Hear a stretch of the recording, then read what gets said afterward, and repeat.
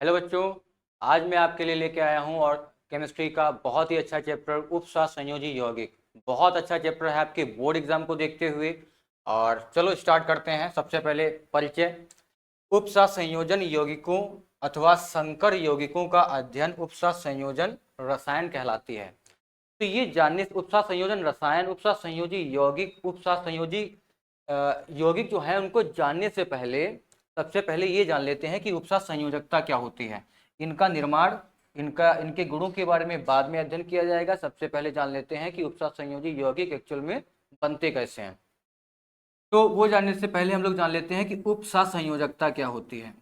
उपसह संयोजकता देखो, उपसह संयोजक जैसे आप लोगों ने पिछली क्लासेस में पढ़ा भी होगा कि सह संयोजकता, उपसह संयोजकता, वैद्युत संयोजकता और आयनिक संयोजकता, ये संयोजकताएं होती हैं। लेकिन यहाँ पर जो उपसह संयोजी यौगिक हैं उनका निर्माण उपसह संयोजकता से होता है। देखो, उपसह संयोजकता में क्या होता है कि कोई दो परमाणु हैं, तो उन दोनों परमाणुओं में किन्हीं दो परमाणुओं में से कोई एक परमाणु किसी दूसरे परमाणु को एक या एक से ज्यादा लोन पेयर ऑफ इलेक्ट्रॉन युग्म डोनेट करेगा और उपसह संयोजी बंध का निर्माण करेगा। बंध के निर्माण के पश्चात जो यौगिक बनेगा उसको हम लोग क्या बोलेंगे? उपसह संयोजी यौगिक। समझ में आया? उपसह संयोजी यौगिक, उपसह संयोजकता। जैसे यहां पर मैंने दो परमाणु ले लिए ए और बी, तो इन दोनों में से कोई जैसे ए है तो वो बी को ये अपने दोनों इलेक्ट्रॉन क्या करेगा? डोनेट करेगा और बनाएगा उपसह संयोजकता। उपसह संयोजकता में जो बंध बनता है उसको इस तरीके से एरो से रिप्रेजेंट किया जाता है। तो चलो बात करते हैं उपसह संयोजी यौगिक। उपसह संयोजी यौगिक जो है वो ट्रांजिशन मेटल्स, बोले तो डी ब्लॉक के एलिमेंट जो होते हैं या ट्रांजिशन मेटल्स भी उनको बोलते हैं, इन ये उपसह संयोजी यौगिकों का निर्माण करते हैं। क्यों करते हैं इसके बारे में पहले जान लेते हैं। डी ब्लॉक के एलिमेंट्स ही क्यों उपसह संयोजी यौगिकों का निर्माण करते हैं, ये सबसे पहले जान लेना जरूरी है। तो देखो, डी सबसे पहला पॉइंट है, डी ब्लॉक के एलिमेंट्स जो होते हैं, डी ब्लॉक के एलिमेंट्स जो होते हैं वो आकार में छोटे होते हैं। पहला कारण ये हो गया, डी ब्लॉक के तत्वों का आकार छोटा होना। तो दूसरा पॉइंट क्या है? दूसरा पॉइंट हो गया, आकार छोटा होने के कारण उनका प्रभावी नाभिकीय आवेश जो होता है वो बहुत ज्यादा होता है। प्रभावी नाभिकीय आवेश जो होता है वो बहुत ज्यादा होता है। नाभिकीय आवेश ज्यादा होने का मतलब है कि जो कोई स्पीसीज, अणु, परमाणु या आयन इस केंद्रीय धातु परमाणु या सेंट्रल मेटल एटम को, जो कि ट्रांजिशन मेटल्स होते हैं, उनको इलेक्ट्रॉन पेयर जब डोनेट करते हैं तो उनको ये तेजी से क्या करते हैं? एक्सेप्ट कर लेते हैं और बॉन्ड का फॉर्मेशन कर लेते हैं। तीसरा सबसे ज्यादा इंपॉर्टेंट है और वो है क्या? डी ब्लॉक के तत्वों का खाली डी ऑर्बिटल।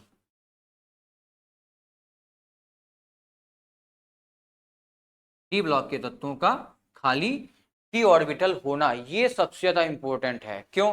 क्योंकि जब कोई इलेक्ट्रॉन तभी एक्सेप्ट, कोई किसी भी परमाणु में किसी भी ऑर्बिटल में इलेक्ट्रॉन तभी जाएंगे जब उस परमाणु का ऑर्बिटल जो है खाली होगा। अब इनके जो ऑर्बिटल होते हैं वो खाली होते हैं, मोस्टली खाली होते हैं, तो जो अणु, परमाणु या आयन इनको इलेक्ट्रॉन देते हैं ये आसानी से उसमें समावेशित हो जाते हैं और क्या, किसका निर्माण कर लेते हैं? उपसह संयोजी यौगिकों का निर्माण कर लेते हैं। इतना क्लियर? नोट कर लीजिए। फिर उसके बाद क्या है, अभी ये उपसह संयोजी यौगिक में एक चीज और बहुत इंपॉर्टेंट है, वो जान लेनी है आपको कि इनका जो निर्माण है, ये इनको दो तरीके से भी नाम जाना जाता है। एक तो इनको बोला जाता है योगात्मक यौगिक। क्या बोला जाता है बेटा? योगात्मक यौगिक भी बोलते हैं। और दूसरा क्या बोलते हैं इनको? आणविक यौगिक। क्या बोलते हैं? आणविक यौगिक। योगात्मक यौगिक के साथ साथ क्या बोलते हैं इनको? आणविक यौगिक। क्यों बोलते हैं? क्योंकि इसमें इनका जो निर्माण होता है वो दो या दो से ज्यादा सरल लवणों से मिलकर होता है, निर्माण होता है। तो ये भी दो प्रकार के होते हैं, यहाँ पर अभी देख लेते हैं। ये भी दो प्रकार के होते हैं। पहला तो आपका इसमें होता है द्विक्लवण या उपसहसंयोजी यौगिकों में ये दो प्रकार के होते हैं। पहला कौन सा हो गया, द्विक्लवण, और दूसरा कौन सा हो गया, उपसहसंयोजी यौगिक, जिनको क्या बोलते हैं, योगात्मक या आणविक यौगिक जो होते हैं वो दो प्रकार के होते हैं, द्विक्लवण या उपसहसंयोजी यौगिक। तो पहले बात कर लेते हैं द्विक्लवण की। द्विक्लवण जो होते हैं आणविक या योगात्मक यौगिक होते हैं जो दो या दो से अधिक साधारण लवणों से क्रिस्टलीकरण से मिलकर बनते हैं और जल में घुलने पर अपने आयनों में टूट जाते हैं और अपना अस्तित्व खो देते हैं। तो जैसे अगर बात की जाए, अभी यहाँ पर आप देख रहे होंगे पोटास एलम दिया हुआ है, मोहर साल्ट दिया है और कार्नेलाइट दिया हुआ है। जैसे यहाँ पर अगर मोहर साल्ट ले लिया जाए तो फेरस अमोनियम सल्फेट, क्या बोलते हैं, फेरस अमोनियम सल्फेट, FeSO4 एक ये साधारण लवण हो गया, और दूसरा अमोनियम सल्फेट एक ये साधारण लवण हो गया।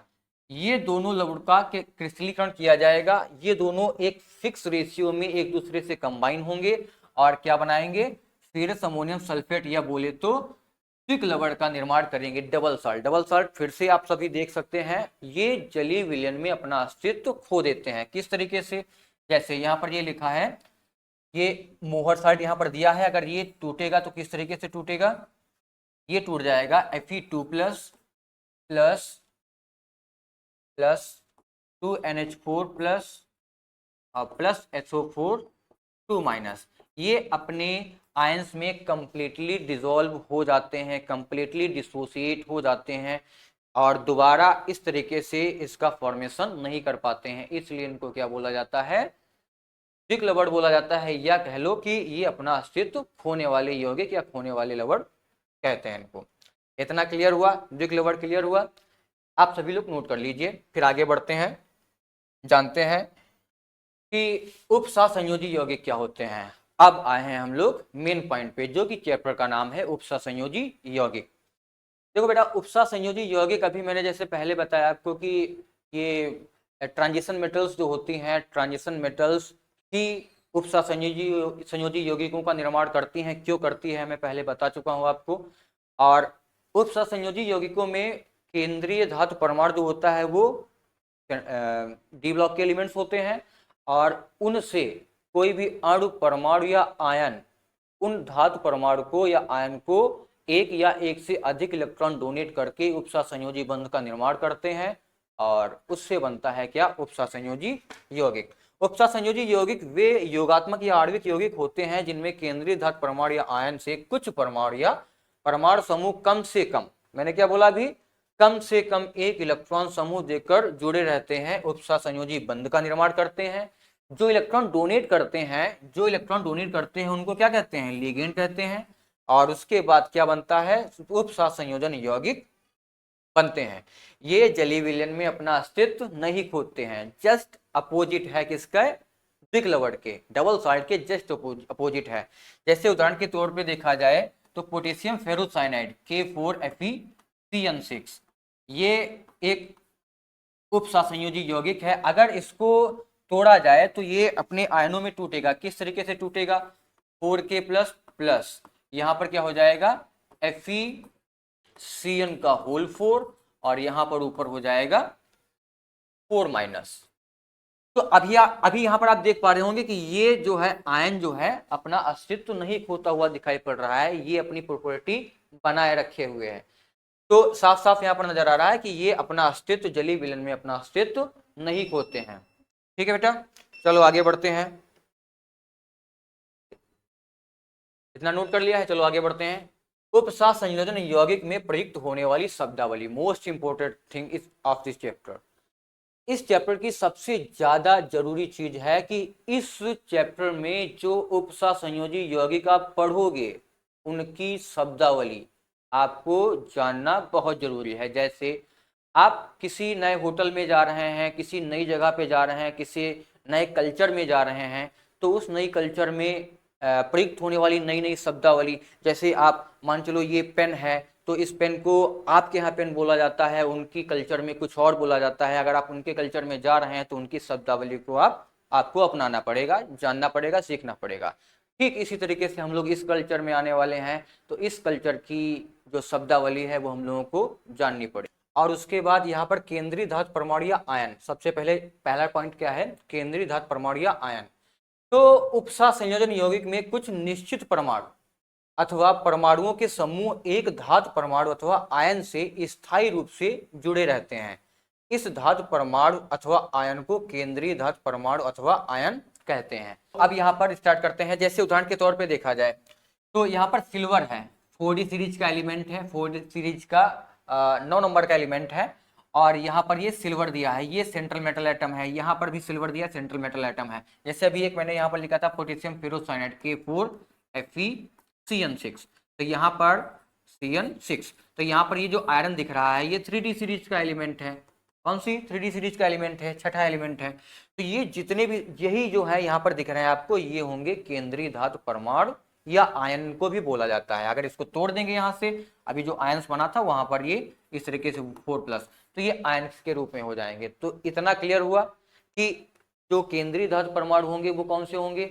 इस तरीके से स्पीसीज लिखी होगी, बड़े ब्रैकेट के तुरंत बाद, बड़े ब्रैकेट के तुरंत बाद यहाँ पर जो भी स्पीसीज दी होगी वो उसको क्या बोला जाएगा, उसको बोला जाएगा केंद्रीय धातु परमाणु या आयन। क्लियर, इतना नोट कर लीजिए। आगे बढ़ते हैं। अब यहां पर देख लीजिए दूसरा पॉइंट है लिगेंड। सेकेंड बहुत इंपॉर्टेंट चीज है इसके लिए, लिगेंड। अब यहां पर देखो, जैसे अभी यहां पर ये बोला गया था, अभी पीछे बोला गया था कि ये केंद्रीय धातु परमाणु होगा। अब मेरी बात समझना, बड़े ब्रैकेट में केंद्रीय धातु परमाणु के बाद जो कुछ भी होगा वो लिगेंड कहलाएगा, उसको लिगेंड बोला जाएगा। लिगेंड क्या, कोई भी अणु, कोई भी परमाणु, कोई भी आयन एक या एक से ज्यादा लोन पेयर ऑफ इलेक्ट्रॉन युग्म इस केंद्रीय धातु परमाणु को डोनेट करेगा। क्या बोला जाएगा, क्या बोला जाएगा, उसको लिगेंड बोला जाएगा। फिर से बोल रहा हूं, अणु, परमाणु या आयन। और वो अणु जो होते हैं वो अणुओं के समूह भी हो सकते हैं। जैसे वो अणु जो है अणुओं के समूह भी हो सकते हैं। जैसे मैं यहाँ पर लिख रहा हूँ फ्लोरीन, क्लोरीन, ब्रोमीन या आयोडीन, ये लिगेंड हैं। ऑर्गेनिक केमिस्ट्री में इनका नाम अलग तरीके से बोला जाता है, यहाँ पर इनका नाम जो है वो अलग तरीके से बोला जाता है। वहां पर फ्लोरो, क्लोरो, ब्रोमो, आयोडो इस तरीके से बोलते हैं, लेकिन यहाँ पर इनका जो नाम होता है वो अलग होता है। यहाँ पर बोलते हैं इसको फ्लोरीन को या फ्लोरो को बोलते हैं फ्लोरिडो, वो लगा देते हैं, क्लोरिडो, ब्रोमिडो या आयोडिडो। तो यहाँ पर जैसे ये साइनो ग्रुप दिया है तो साइनिडो बोलते हैं। ये क्या हो गया, परमाणु समूह हो गया। ये केवल परमाणु हो गया, ये भी केवल परमाणु, ये परमाणु है और ये क्या है, परमाणु का समूह। जैसे मैंने यहाँ पर लिखा C2O4 2-, ये ऑक्सिलेटो है। क्या बोलते हैं इसको, ऑक्सिलेटो। तो यहाँ पर देख रहे हो आप, ये परमाणु नहीं है, ये परमाणुओं का समूह है। तो लिगेंड जो है वो परमाणु भी हो सकता है और परमाणुओं का समूह भी हो सकता है, जो सेंट्रल मेटल एटम को एक या एक से ज्यादा lone pair of electron donate करेगा और उपसहसंयोजी बंध और उपसहसंयोजी यौगिक का निर्माण करेगा। इतना क्लियर। इसके बारे में, लिगेंड के बारे में हम लोग अभी आगे स्टडी करेंगे, इनका वर्गीकरण करेंगे, बहुत बड़े स्तर पे बारीकी से समझेंगे। बस वीडियो में अंत तक जुड़े रहिए मेरे साथ। तो चलो स्टार्ट करते हैं, आगे देखते हैं क्या है। संकर या जटिल आयन।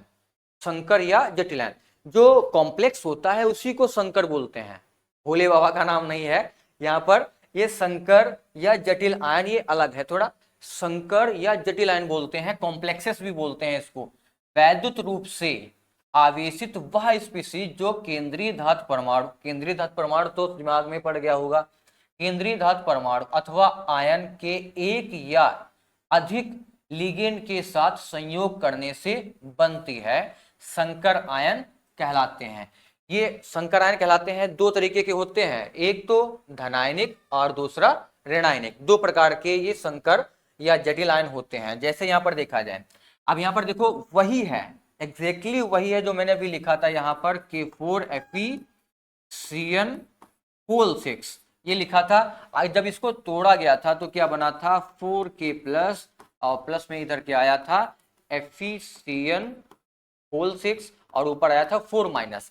तो यहाँ पर ये स्पीसीज दिख रही है, इसी को बोला जाता है संकर आयन। क्या बोला जाता है, संकर आयन। तो संकर आयन मतलब यहाँ पर कैसा चार्ज है, निगेटिव चार्ज है। तो ये कैसा हो जाएगा, ऋणायनिक हो जाएगा। और दूसरा यहाँ पर देखो ये दिया है CuNH3, CuNH3 होल 4 दिया है, यहाँ पर ऊपर दिया है 2+, की जगह मैं यहाँ पर अगर SO4 कर दूं तो ये कंप्लीट कॉम्प्लेक्स बन जाएगा। लेकिन अगर इसको तोड़ा जाए, इसको अगर तोड़ दें तो क्या बनेगा, ठीक उसी तरीके से बन जाएगा NH3 का होल 4 और ऊपर इस पे चार्ज किया जाएगा 2+ चार्ज आ जाएगा। कैसा चार्ज दिख रहा है आपको, 2+, मतलब यहाँ पर प्लस चार्ज दिख रहा है तो मतलब ये धनायनिक हो जाएगा, और यहाँ पर माइनस चार्ज दिख रहा है, इस तरीके की स्पीशीज नजर आ जाए तो उसको ऋणायनिक संकर बोला जाएगा। क्लियर, चलो आगे बढ़ते हैं। अब यहां पर देख लीजिए उपसा संयोजन मंडल तथा आयनिक मंडल, उपसा संयोजन मंडल तथा आयनिक मंडल, इसको भी यहां पर ऐड कर देते हैं मंडल। अब देखिए उपसा संयोजन मंडल अथवा आयनिक मंडल क्या होते हैं, बात को ध्यान से समझिए। जो बड़े ब्रैकेट में लिखा जाता है, जो बड़े ब्रैकेट के अंदर का भाग या बड़े ब्रैकेट का जो भाग होता है उसको बोला जाता है उपसा संयोजन मंडल। क्या बोला जाता है, उपसा संयोजन मंडल। संकर यौगिक में बड़े कोष्ठक के अंदर, संकर यौगिक में बड़े कोष्ठक के अंदर का अंदर के क्षेत्र को उपसा संयोजन मंडल कहा जाता है, तथा जो भाग जल में आयनित हो जाता है उसे संकर यौगिक का आयनिक मंडल कहा जाता है। अभी ये यहाँ पर संकर दिया है, अगर इसको तोड़ दिया जाए, अगर ये जल में डिसॉल्व हो जाएगा, वाटर में डिसॉल्व हो जाएगा तो ये आयनिक रूप में हो जाएगा, और जब आयनिक रूप में हो जाएगा तो उसको क्या बोल दिया जाएगा, आयनिक मंडल बोल दिया जाएगा। अभी ये कैसा है, आणविक है, जल में मिल जाएगा कैसा हो जाएगा, आयनिक हो जाएगा। क्लियर, चलो आगे बढ़ते हैं। अब यहाँ पर देख लीजिए उपसा संयोजन बहुभुज। उपसा संयोजन बहुभुज मतलब जो केंद्रीय धातु परमाणु या आयन है उससे लिगेंड इलेक्ट्रॉन पेयर, इलेक्ट्रॉन युग्म डोनेट करते हैं। जब डोनेट करते हैं तो एक संरचना, एक ज्योमेट्री जैसी बनती है। जो ज्योमेट्री बनती है वो यहाँ पर देख लेते हैं। अभी पहले जैसे धातु परमाणु, केंद्रीय धातु परमाणु या आयन से सीधे जुड़े लिगेंड, केंद्रीय धातु परमाणु या आयन से सीधे जुड़े लिगेंड की त्रिविमीय व्यवस्था केंद्रीय परमाणु के चारों ओर बहुभुज बना देती है, जिसे उपसा संयोजन बहुभुज कहते हैं। जब ये 3D में सेंट्रल मेटल एटम से केंद्रीय धातु परमाणु से लिगेंड जुड़ते हैं, तो जब जुड़ते हैं तो बंध बनाते हैं, जो बंध की एक संरचना जैसी बनती है, एक ज्योमेट्री, उस अणु की एक ज्योमेट्री जैसी बनाते हैं। तो वो ज्योमेट्री किस तरीके की होती है यहाँ पर देख लीजिए। जैसे यहाँ पर मैं लिख देता हूँ सेंट्रल मेटल एटम, ये है सेंट्रल मेटल एटम। अब इससे कोई लिगेंड जुड़ा हुआ है, यहाँ पर ये इस तरीके से लिगेंड जुड़ा हुआ है, ये लिगेंड हो गया, एक ये लिगेंड हो गया, एक ये लिगेंड यहाँ पर, और इस तरीके से ये लिगेंड जुड़ा हुआ है। तो ये किस तरीके का, वर्ग समतलीय, किस तरीके का बना लेगा, वर्ग समतलीय संरचना बना लेगा, वर्ग समतलीय इसकी ज्योमेट्री हो जाएगी। दूसरा अगर देखा जाए तो यहाँ पर जैसे ये मैंने यहाँ पर बना दिया इसको, पहला तो आपका वर्ग समतलीय हो गया, दूसरा आपका हो जाएगा यहाँ पर चतुष्फलकीय। कैसा हो जाएगा बेटा, चतुष्फलकीय। मैं इसको इस तरीके से रिप्रेजेंट कर रहा हूँ, कैसा हो जाएगा, चतुष्फलकीय। अब यहाँ पर ये चतुष्फलकीय क्यों बोला जा रहा है इसको, क्यों, क्योंकि ये इनका अलग तरीके से इसको मत समझना, क्योंकि ये पोलर है, इनको पोलर बोला जाता है, पोलर बॉन्ड्स होते हैं। अब यहाँ पर ये चतुष्फलकीय हो गया, एक लिगेंड यहाँ पर जुड़ जाएगा, एक लिगेंड यहाँ पर, एक लिगेंड यहाँ पर, एक लिगेंड और यहाँ पर क्या हो जाएगा, यहाँ पर हो जाएगा आपका central metal atom. Central metal atom बोले तो D block elements, D block elements बोले तो ट्रांजिशन मेटल्स, ये सेंट्रल मेटल एटम हो जाएगा। अगली संरचना कैसे बनेगी, अष्टफलकीय संरचना की अगर बात की जाए तो जैसे यहाँ पर ये अष्टफलकीय संरचना इस तरीके से बनेगी। अष्टफलकीय संरचना में क्या होंगे, 8 फेस होंगी। कितनी बनेगी फेस उसकी, 8 फेस बनेगी। पहला क्या हो जाएगा, ये इस तरीके से, और मैं यहाँ पर इसको इस तरीके से रिप्रेजेंट कर दे रहा हूँ, ये पोलर बॉन्ड्स हो जाएंगे, और ये भी ठीक उसी तरीके से ये कंबाइन करते हैं। कौन से बॉन्ड कंबाइन, कौन से बॉन्ड इलेक्ट्रॉन डोनेट कर रहे हैं, कौन से बॉन्ड इलेक्ट्रॉन, कौन से लिगेंड इलेक्ट्रॉन डोनेट नहीं कर रहे हैं, उसका रिप्रेजेंटेशन होता है। अब यहाँ पर ये इस तरीके से बनेगा, ये हो जाएगा क्या आपका अष्टफलकीय। ये कैसा बनेगा आपका बेटा, वर्ग समतलीय। कैसा बनेगा, वर्ग समतलीय। ये कैसा बनेगा आपका, चतुष्फलकीय। ऐसा चतुष्फलकीय। और ये आपका हो जाएगा अष्टफलकीय। ऐसा अष्टफलकीय। क्लियर? इस तरीके की संरचनाएं बनती हैं। फिर चलो आगे देख लेते हैं अगला टॉपिक क्या है। क्लियर हो रहा है? बढ़िया। अब यहाँ पर देखो धनायनिक, ऋणायनिक तथा उदासीन संकर यौगिक। अभी जस्ट पीछे पड़ चुके हैं धनायनिक और ऋणायनिक संकर क्या होते हैं। कुछ उदासीन संकर भी होते हैं। उदासीन संकर की जैसे बात की जाए तो जैसे यहाँ पर दिया है FeCO का होल 6 या होल 4। अभी यहाँ पर दिया है FeH2O का होल 6 या होल 4।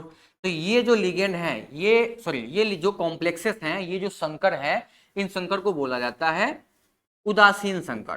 कैसे होते हैं बेटा? उदासीन संकर। क्यों? क्योंकि इन पे कोई चार्ज नहीं होता है, क्योंकि ये जो लिगेंड इससे जुड़े हुए हैं, जैसे यहाँ पर जोड़ दिया Fe, केवल अमोनिया जोड़ दिया, तो ये जो लिगेंड यहाँ पर जुड़े हैं इससे, ये लिगेंड जो होते हैं उदासीन लिगेंड होते हैं। अब इनको जब जलीय विलयन में तोड़ा जाएगा तो किसी प्रकार के आयंस में टूटेगा ही नहीं। जब आयंस में नहीं टूटेगा तो इस पे किसी तरीके का आवेश ही नहीं होगा। आवेश नहीं होगा तो उदासीन लिगेंड बोले जाएंगे। क्लियर? वे यौगिक जिनमें कुल उपस्थित आवेश धनात्मक होता है उन्हें धन आयनिक संकर यौगिक कहते हैं। जैसे ये यहाँ पर दिया FeH2O का होल 6 और यहाँ पर 3। इसको अगर तोड़ा जाए तो जब इसको तोड़ेंगे तो कैसे टूटेगा? FeH2O का होल 6 और इसको यहाँ पर तोड़ देंगे तो क्या हो जाएगा? ये हो जाएगा 3 प्लस प्लस हो जाएगा 3Cl माइनस। कैसा चार्ज दिख रहा है? प्लस चार्ज दिख रहा है। कैसा होगा? धनायनिक संकर। क्लियर? चलो आगे देखते हैं। ऋणायनिक संकर वे संकर यौगिक जिनमें संकर आयन ऋणावेश युक्त होते हैं क्या कहलाते हैं? ऋणायनिक संकर कहलाते हैं। उदाहरण के तौर पे देख लीजिए यहाँ पर, जैसे ये दिया हुआ है, इसमें यहाँ पर दिया है, इसको अगर तोड़ा जाए तो क्या हो जाएगा?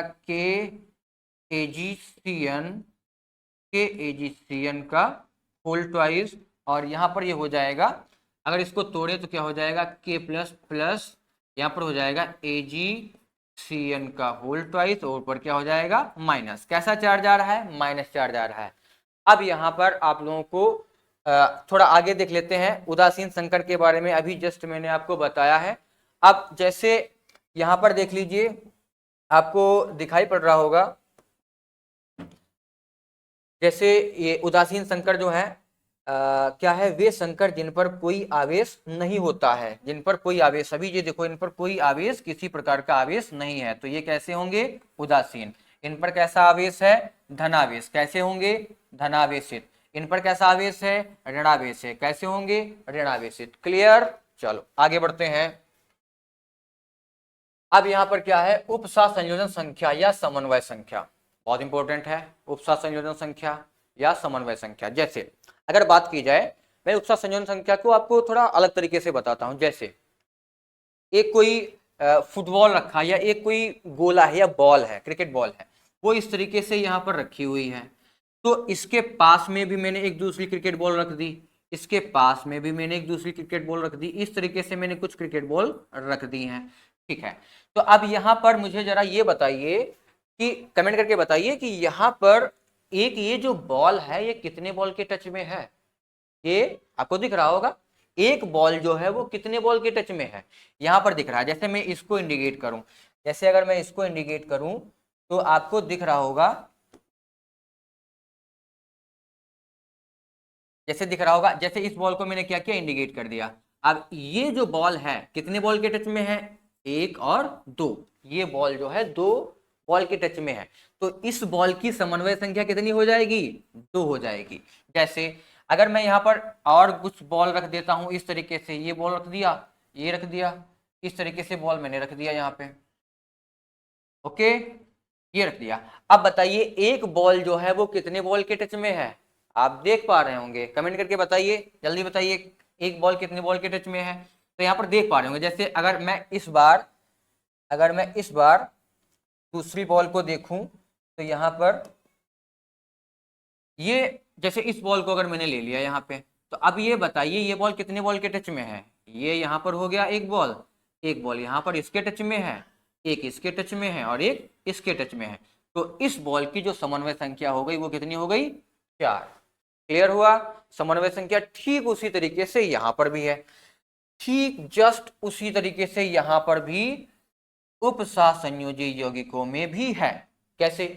कोई केंद्रीय धातु परमाणु, उससे लिगेंड जो है वो किस तरीके से जुड़े हुए हैं, उसमें जो लिगेंड है कितने लिगेंड उससे किस तरीके से जुड़े हुए हैं, वही उसकी क्या बोली जाती है? समन्वय संख्या बोली जाती है। लिगेंड की वह अधिकतम संख्या, क्या मैंने बोला? लिगेंड की वह अधिकतम संख्या जो किसी केंद्रीय धातु परमाणु अथवा आयन के साथ संयोग करती है, उसे उसे केंद्रीय धातु परमाणु अथवा आयन की उप सहसंयोजन संख्या कहते हैं। जैसे अब यहां पर आप देखिए, अभी क्या बोला था कि ये जो बड़ा क्षेत्र होता है इसको आयन मंडल या उप सहसंयोजन मंडल बोला जाता है।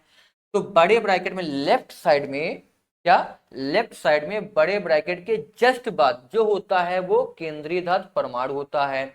उसके बाद केंद्रीय धातु परमाणु के बाद जो कुछ भी बचता है उसको क्या बोला जाता है? लिगेंड बोला जाता है। तो अब यहां पर आप देख पा रहे होंगे कि लिगेंड जो है कितने हैं? लिगेंड तो यहां पर एक ही है। लिगेंड तो यहां पर एक ही है, कौन सा? NH3। लिगेंड यहां पर कितने हैं? एक ही लिगेंड है NH3। लेकिन यहां पर जो 4 ये इस तरीके से दिया है, ये इसकी क्या हो जाएगी? लिगेंसी हो जाएगी। क्या हो जाएगी? लिगेंसी। मतलब लिगेंड एक ही प्रकार का जुड़ा हुआ है लेकिन 4 लिगेंड जुड़े हुए हैं, तो इसकी समन्वय संख्या कितनी हो जाएगी? 4 हो जाएगी। यहां पर इसकी केंद्रीय धातु परमाणु की समन्वय संख्या कितनी हो जाएगी? 4 हो जाएगी। अगर और देखें यहां पर, और अगर यहां पर देखा जाए तो जैसे इसके लिए देखते हैं, यहां पर ले लेते हैं CONH3 का होल 6 और दिया है यहां पर Cl3। मेरी बात ध्यान रखना, बड़े ब्रैकेट के बाहर कुछ भी होगा वो लिगेंड नहीं बोला जाएगा, वो आयनिक स्पीशीज होती हैं, काउंटर आयंस बोलते हैं उनको। क्या बोलते हैं? बड़े ब्रैकेट के बाहर, बड़े ब्रैकेट के बाहर जो कुछ भी होगा इनको क्या बोला जाएगा बेटा? काउंटर आयन बोला जाएगा। क्या बोला जाएगा? Counter ions. क्लियर? ठीक है। अब यहां पर देख लेते हैं। अब देखो यहां पर जो कोबाल्ट है, कोबाल्ट से लिगेंड कितने जुड़े हैं? एक ही है, कौन सा है? अमोनिया। लिगेंसी कितनी है? 6 है। 6 प्रकार के हैं लिगेंड जो कोबाल्ट से अमोनिया 6 तरीके से जुड़ा हुआ है, या अमोनिया के 6 मॉलिक्यूल्स जुड़े हुए हैं कोबाल्ट से। तो यहां पर इसकी समन्वय संख्या कितनी हो जाएगी? 6। क्लियर हो गया। अब मैं आपको समन्वय संख्या निकालने का एक शॉर्टिक बता रहा हूं। समन्वय संख्या आसानी से निकाल सकते हो, ठीक है? तो समन्वय संख्या निकालने के लिए इसको बोलते हैं कोऑर्डिनेशन नंबर। क्या बोलते हैं बेटा? कोऑर्डिनेशन नंबर या समन्वय संख्या। क्या बोलते हैं? समन्वय संख्या। तो समन्वय संख्या निकालने का एक बहुत ही आसान तरीका है, मैं आपको बता दूं, बहुत आसानी से आप निकाल लोगे। जैसे मैंने यहाँ पर लिखा 1, यहाँ पर लिखा एक दंतीय, क्या लिखा? एक दंतीय लिगेंड, एक दंतीय लिगेंड, ठीक है। प्लस यहां पर मैंने लिखा 2 इंटू द्विदंतीय, क्या लिखा बेटा? द्विदंतीय लिगेंड। क्लियर इतना? अभी बता रहे हैं। और उसके बाद प्लस मैंने लिख दिया यहां पर 3 इंटू त्रिदंतीय लिगेंड, त्रिदंतीय लिगेंड। आप अभी आप सबके मन में एक डाउट सा आ रहा होगा, सर ये एक दंतीय, द्विदंतीय क्या है और त्रिदंतीय क्या है, ये चीज थोड़ी क्लियर नहीं हो पा रही है। बिल्कुल क्लियर हो जाएगी, परेशान मत हो। वीडियो में मेरे साथ जुड़े रहिए, क्लास में जुड़े रहिए, अंत तक जुड़े रहिए, आपका हर एक डाउट क्लियर होता रहेगा, ठीक है बेटा? तो जैसे यहाँ पर 1 into monodentate plus 2 into डाइडेंटेट plus 3 into tridentate ligand का मतलब है कि यहां पर जो एक दंती का मतलब है कि एक ऐसा लिगेंड जिसमें केवल एक ही दाता परमाणु हो। मतलब क्या? कि वो हो चाहे हो परमाणुओं का समूह, लेकिन उनमें जो परमाणु है कोई एक ही परमाणु जो है वो केंद्रीय धातु परमाणु को इलेक्ट्रॉन युग्म देगा और उपसहसंयोजी बंध बनाएगा। जैसे यहां पर देखो, इसी की अगर बात की जाए तो अमोनिया है। अब अमोनिया में यहां पर कितने प्रकार के एटम है? 2 प्रकार के हैं। पहला कौन सा है? नाइट्रोजन। दूसरा कौन सा है? हाइड्रोजन। तो नाइट्रोजन और हाइड्रोजन में केवल क्या? नाइट्रोजन ही इस कोबाल्ट को अपना lone pair of electron donate कर रहा है, अपना इलेक्ट्रॉन युग्म डोनेट कर रहा है और उपसहसंयोजी बंध बना रहा है। तो यहाँ पर परमाणु तो दो है, लेकिन केवल एक ही परमाणु जो है वो इसको इलेक्ट्रॉन युग्म दे रहा है। तो इसका मतलब ये हो गया कि ये एक दंती लिगेंड है। कैसा है? एक दंती लिगेंड। ठीक। दूसरा, कुछ ऐसे लिगेंड होते हैं जिनमें दो या उससे ज्यादा भी दाता परमाणु होते हैं। अभी आगे वीडियो में जुड़े रहिए, आगे आने वाला है जब लिगेंड्स का वर्गीकरण करेंगे तो वहां पर आपको बताया जाएगा। दंतता के आधार पर लिगेंड्स का वर्गीकरण किया जाएगा और आवेश के आधार पर भी लिगेंड्स का वर्गीकरण किया जाएगा। दो तरीके से लिगेंड्स का वर्गीकरण किया जाता है। ठीक है बेटा, तो यहाँ पर एक दंती लिगेंड आप समझ में आ गया। जैसे मैंने यहाँ पर लिखा C2O4 2-, अभी पीछे लिखा था मैंने ऑक्सिलेटो आयन। क्या बोलते हैं इसको? ऑक्सिलेटो आयन बोलते हैं। अब इस ऑक्सिलेटो आयन में इसको इस तरीके से भी लिख सकते हैं। इसको इसको किस तरीके से लिख सकते हैं? अभी इसमें दो दाता परमाणु होते हैं। अभी आप देखेंगे यहाँ पर दो दाता परमाणु आपको नजर आएंगे। जैसे मैंने यहाँ पर लिखा, एक सेकेंड, अभी मैंने यहाँ पर लिखा, ये हो गया चेंज। अब देखो यहाँ पर जैसे मैंने लिखा था C2O4 2-, ये लिखा था, क्या बोला था इसको? ऑक्सिलेटो आयन। अब यहाँ पर जैसे मैं इसको लिख रहा हूँ C_O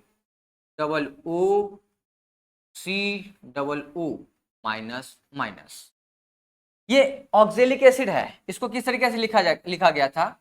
ये यहाँ पर H कर दिया, H कर दिया, ये जो है ऑक्जेलिक एसिड है। अब इसको जब ये टूटा, आयंस में टूटा अपने, तो किस तरीके से आयंस में टूटा? COO-, ये टूटा और इसको किस तरीके से लिखा गया है? इस तरीके से यहाँ पर लिखा गया है। तो अब यहाँ पर देखो, ये ऑक्सीजन और ये ऑक्सीजन, अब दो यहाँ पर दाता परमाणु नजर आ रहे हैं, तो इस लिगेंड को क्या बोला जाएगा? द्विदंती लिगेंड बोला जाएगा। तो अब यहाँ पर जैसे किसी भी उपसहसंयोजी यौगिक में समन्वय संख्या अगर आपको निकालनी है तो पहचानिए कि उसमें जो लिगेंड जुड़े हुए हैं, कितने लिगेंड जुड़े हुए हैं। दूसरा, ये आपको पहचानना है कि उसमें जो लिगेंड जुड़े हुए हैं वो एक दंती हैं, द्विदंती हैं या त्रिदंती हैं। फिर वो जो एक दंती, द्विदंती, त्रिदंती लिगेंड हैं उनकी संख्या कितनी है। ठीक उसी तरीके से आप आसानी से निकाल सकते हैं। जैसे यहाँ पर दिया है, ये दिया है, तो देखो एक दंती लिगेंड है, इसमें नाइट्रोजन ही डोनेट करता है, तो यहाँ पर कितने हैं? 1:2। एक दंती लिगेंड कितने हैं बेटा? 6, तो यहाँ पर कर दिया मैंने 6 प्लस 2:, द्विदंती है नहीं है, प्लस 3:, त्रिदंती है नहीं है, 0। तो यहाँ पर कोऑर्डिनेशन नंबर जो है वो कितना आ जाएगा? 6 आ जाएगा। कितना आ जाएगा?